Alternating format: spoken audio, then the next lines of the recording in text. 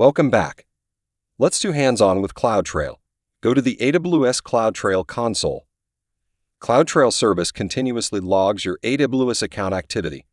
That way, it enables you to analyze activities in your account and take any remediation actions if needed. Let's expand the left side panel. If you click on the event history, you can find the event history of management events for the last 90 days. You can see all the API calls made into this account over the last 90 days. Now I would like to show you how AWS CloudTrail logs events.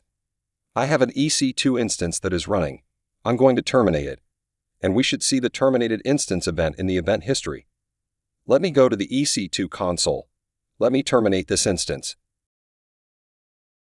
Now let's go to AWS CloudTrail. If I wait for a few minutes, I should see the event here in the event history. As you can see, the terminate instances event is displayed here. If you click on it, you can find the details about the event such as event time, event name, event source, source IP address, AWS region, resource type, and event record in the JSON format. Let's take another example. Let's delete an S3 bucket to see how AWS CloudTrail logs the event. Let me go to S3 and select the bucket that I have created for this demo. Let me delete it.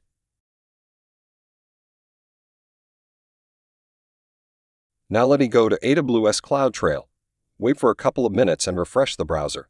I should see the delete event. Here you can see the delete event.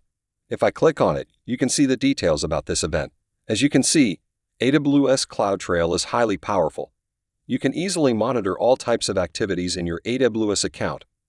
For example, as we just walked through, if someone deletes any bucket or terminates any EC2 instance, you can use AWS CloudTrail to find out the details.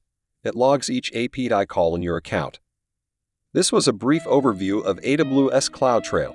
I hope you liked it.